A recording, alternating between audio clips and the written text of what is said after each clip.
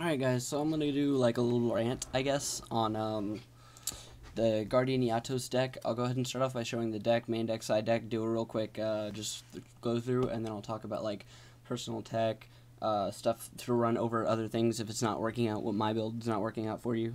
So we'll go ahead and go through the deck. We got 3 Eatos, 2 Cyber Dragon, 1 Stratos, 3 Alias, 3 Crusader, 3 Barbaros, and 2 Battle Fader. Those are the monsters. On to the spells. We got 3 D-Fissure, 3 Spark, 2 Book of Moon, 1 Forbidden Chalice, 1 Smashing Ground. Lowered spell count now, but the traps weren't really put up that much higher either.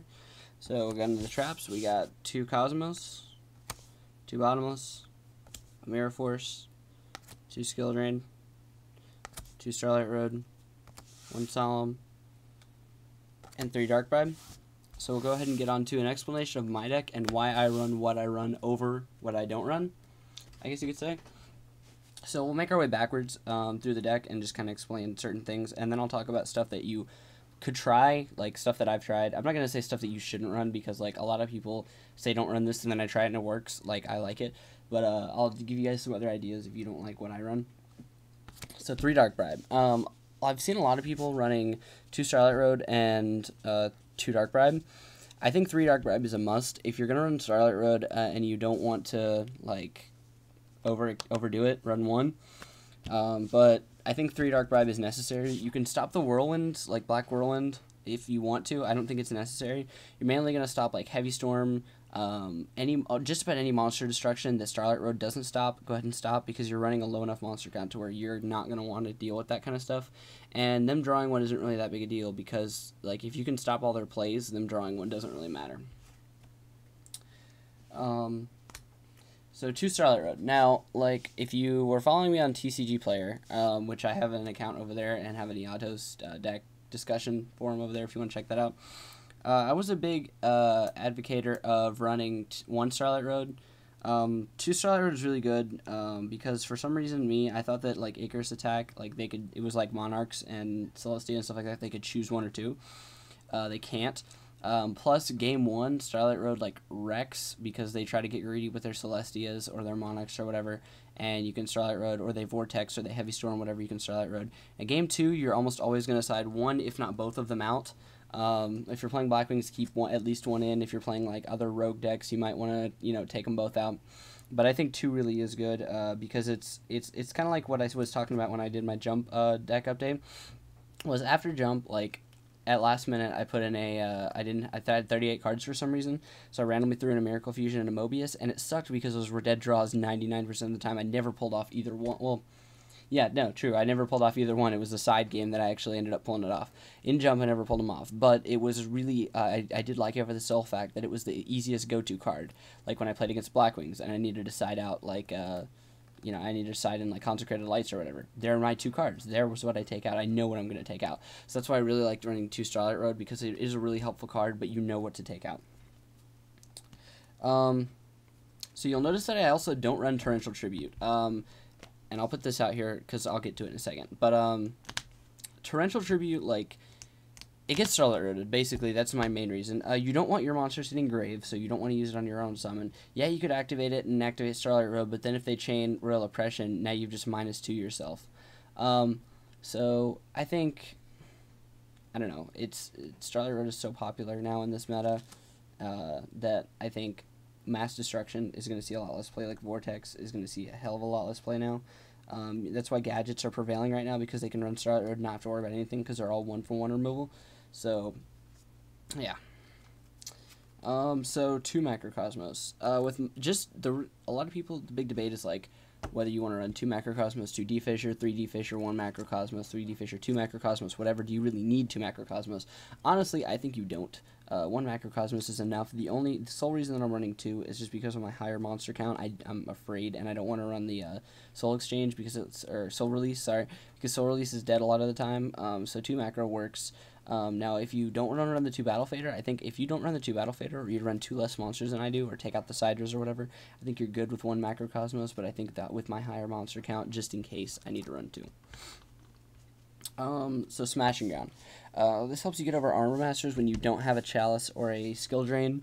It also helps you get over just, like, stupid stuff like Spirit Reaper when you don't have either of those two either, or just annoying stuff. So I really like this card over Book of Moon because, like, just the simple fact that I like Book of Moon, but Book of Moon doesn't really help, like, Armor Master and stuff like that. It's like, okay, yeah, I put Armor Master in defense. I still can't kill it. So I think Smashing Ground is a really nice choice. Plus, it lets you get rid of, like, Judgment Dragon, Dark Arm Dragon, crap like that. Chalice. Now, I was against Chalice for a long time, and now I'm thinking that I like Chalice just because, okay, I'm playing against Blackwings. I side in my Future Visions, which I'll get to later. But I side in my Future Visions. So I summon my Barbaros, it gets removed next turn, it comes back. Now it's a 3,000 beater over their 2,500 Armor Master. They're going to keep their Armor Master in attack mode because they can attack, add a wedge counter, and it dies. Instead, what I can do is, when they attack, Forbidden Chalice their Armor Master.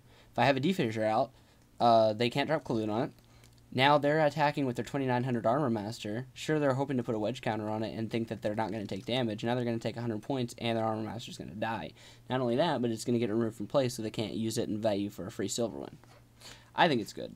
Because of the loss of the 3rd skill drain, it's good because you don't have to pay life points, and it's also good, like, if you're summoning, like, let's say you use your Chalice and your 2 skill drains are MST'd, heavied, whatever. They're gone. Or you haven't drawn into them. They summon, like, Sirocco and attack. What are you going to do? Are you going to waste, like, your D-Prison on something 100 points higher? No, just use your Chalice on your own monster. I mean, it's easier than wasting stuff that you could use and save for later. 2 Book of Moon. I used to run 3. A lot of people run 2, so I'm just putting this out here just to say that I think if you're running 3 and you need to find room for something, cut a Book of Moon because I don't think it's as important as a lot of other stuff. 3 Spark. A lot of people are going to 2 Spark, and I don't like 2 Spark. With 2 Spark, your Sparks are dead, and you're not running enough Geminis to warrant the 2 Spark anyway. So I think with 3 Spark and 6 Geminis, I think you're good.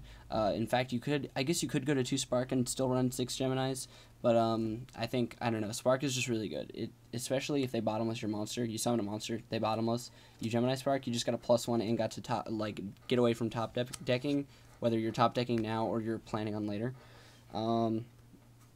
Let's see.